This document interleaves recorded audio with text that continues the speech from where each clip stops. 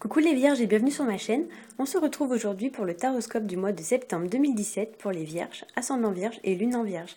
Si vous ne connaissez pas votre signe lunaire, je place en barre d'informations un petit lien qui va vous permettre de le calculer. Ceci est un tirage général.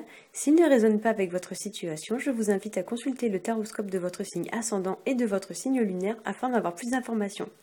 Donc aujourd'hui, je vous ai fait un petit tirage en 3 cartes avec le Rider Deck Tarot, qui est la version anglo-saxonne du tarot de Marseille.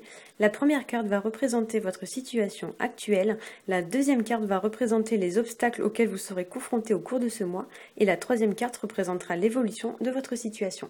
Donc on attaque tout de suite avec la première carte, qui est la carte du soleil à l'endroit. À l'endroit, cette carte est une très bonne carte. C'est un peu la carte qui signifie que tout va bien pour vous dans votre vie. Vos projets, par exemple, sont sur le point de se réaliser. Pour certains d'entre vous, cette carte pourrait indiquer que vous pourriez avoir envie de rencontrer du monde et que du coup, c'est le bon moment pour le faire. Si vous êtes célibataire, avec cette carte, on peut dire que l'amour pourrait arriver dans votre vie, pour certains d'entre vous. Si vous êtes en couple, on pourrait dire que le couple se porte bien. Juste un bémol par contre avec cette carte, pour certains d'entre vous qui êtes en couple, vous pourriez avoir besoin un petit peu de solitude ou alors trouver que votre partenaire est un petit peu trop en demande vis-à-vis de vous et avoir envie de prendre un petit temps de recul vis-à-vis de lui, malgré que le couple se porte quand même assez bien. Voilà, on va passer à la deuxième carte, qui est la carte des amoureux à l'endroit.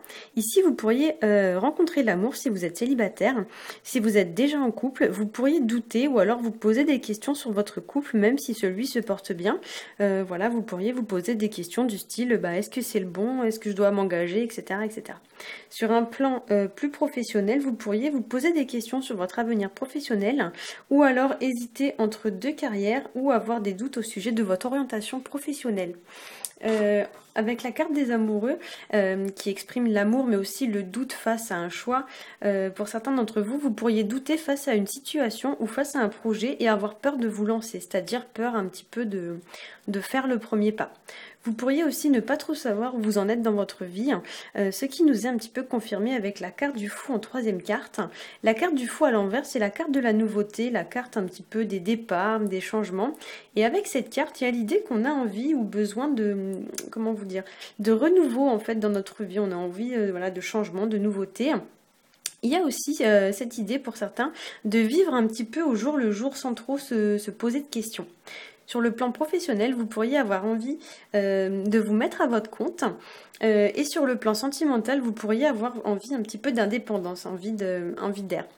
Pour les célibataires, il y a aussi l'idée qu'on pourrait un peu papillonner sans trop vouloir chercher à se poser sérieusement avec quelqu'un. Si vous êtes en couple, vous pourriez avoir envie de sortir un petit peu de votre routine ou alors envie que votre partenaire soit un petit peu moins dépendant de vous. Il y a cette idée avec cette carte-là qu'on a besoin d'oxygène. Pour d'autres, vous pourriez hésiter à vous engager davantage, notamment avec votre partenaire, c'est-à-dire par exemple hésiter à rencontrer sa famille ou alors hésiter à emménager avec votre partenaire. Voilà. J'espère que ce tirage vous aura plu. Si c'est le cas, n'hésitez pas à liker, partager et à vous abonner. Pour ma part, je vous souhaite un très bon mois de septembre et je vous retrouve en octobre. À bientôt!